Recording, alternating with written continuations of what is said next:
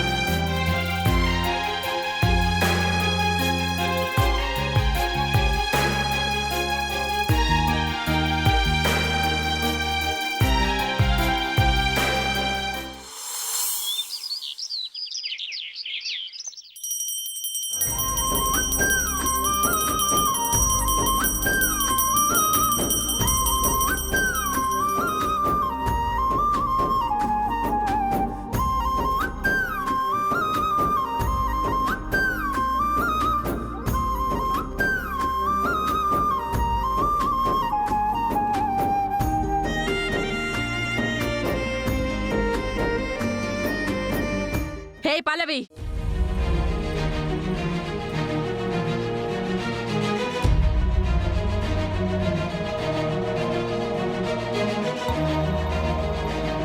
అయిపోయిందా పూజ? అయిపోయింది అత్తయ్య గారు. ఏమని కోరుకున్నావు దేవుణ్ణి? చరణ్ త్వరగా కోలుకోవాలి, త్వరలోనే లేచి మామూలు మనిషిగా తిరగాలి అనే కదా? అవును, అంతకంటే నాకు కావాల్సిందేం లేదు. ఓకే, నువ్వు మొక్కాల్సిన దేవుణ్ణి మొక్కేసుకున్నావు కదా, అయిపోయింది కదా. ఇక ఇక్కడి నుంచి పో. ఆంటీ పో అంటుంది, లోపలికి కాదు ఇంట్లో నుంచి బయటికి పొమ్మంటుంది. ఏయ్, వదిన బయటికి వెళ్ళడం ఏంటి? ఎందుకు వెళ్ళాలి? అవునే, అదేం తప్పు చేసిందని బయటికి వెళ్ళమంటున్నావు? ఇది చేసింది తప్పు కాదు, ఘోరం. చూడండి అటు.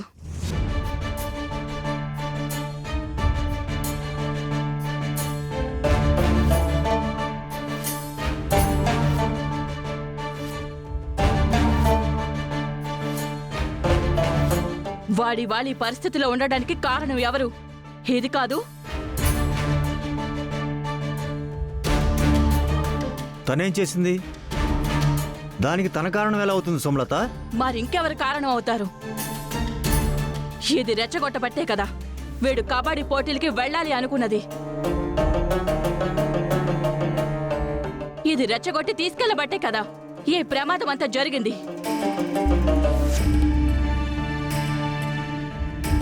ఈ పల్లవి అనేది లేకపోతే వీడు కబడ్డీ ఆడడానికి వెళ్లేవాడు కాదు కదా, ఈ పరిస్థితిలో ఉండేవాడు కాదు కదా.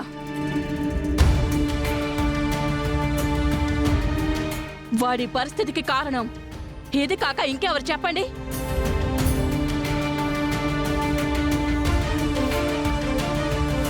అమ్మా, ఎందుకమ్మా గొడవ? వదిలే. ఇంకా ఎందుకురా? ఈ పరిస్థితి తెచ్చుకున్న తర్వాత కూడా ఇంకా ఎందుకు దాని మీద కన్సర్ట్ చూపిస్తున్నావు?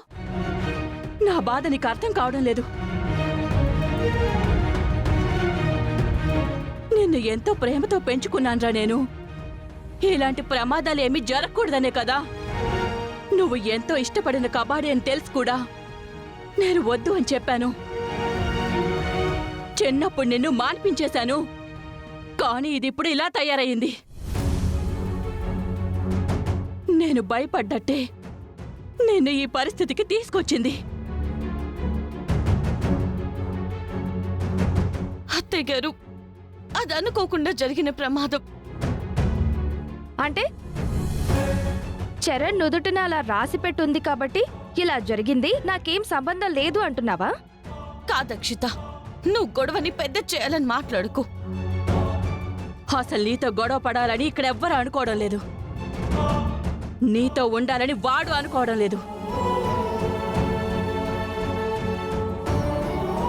ఈ ఇంట్లో నువ్వు ఉండాలని నేను అనుకోవడం లేదు. నువ్వు ఇల్లు వదిలి నా కొడుకును వదిలి వెళ్ళిపోతే చాలు, నా కొడుకుని నేనే ఎలాగోలాగా బాగు చేసుకుంటాను.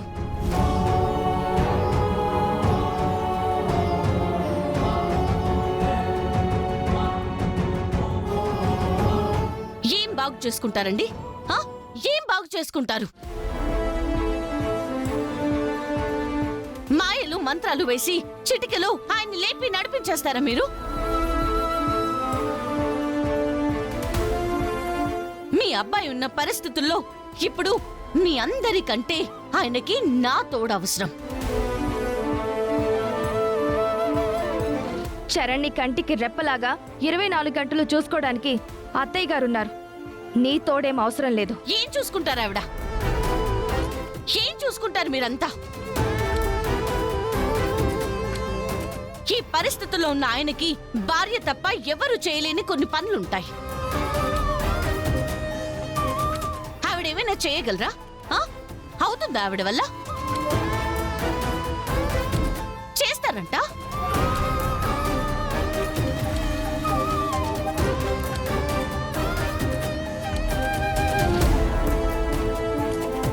మాట్లాడరే. ఏంటి అరుస్తున్నావు? మా వల్ల కానప్పుడు ఒక కేర్ టేకర్ని పెడతాం. ఎంత డబ్బైనా ఇచ్చి వాణ్ణి దగ్గరుండి చూసుకునే ఏర్పాట్లు చేస్తాను. సుమా, ఎందుకు చెప్తున్నానో అర్థం చేసుకో. కేర్ టేకర్ని పెడితే వాడు జీతం కోసం పనిచేస్తాడే, మనిషి కోసం పనిచేయడు. వాడికిలా అవడం వల్ల నీకు బాధ వస్తే వచ్చుండొచ్చు. దానికి కారణం పల్లవే కాబట్టి పల్లవి మీద కోప్పడొచ్చు. కానీ ఇప్పుడు మనందరికంటే వాడికి పల్లవి అవసరమే ఎక్కువ. అత్తయ్య గారు, మీకొక నమస్కారం. మొదటి నుంచి దాన్ని మీరు వెనకేసుకొస్తూనే ఉన్నారు కాబట్టే అది ఈ రోజు ఇలా తయారయ్యింది. ఇవాళ నా కొడుకుని ఇబ్బంది పడేలాగా చేయగలిగింది.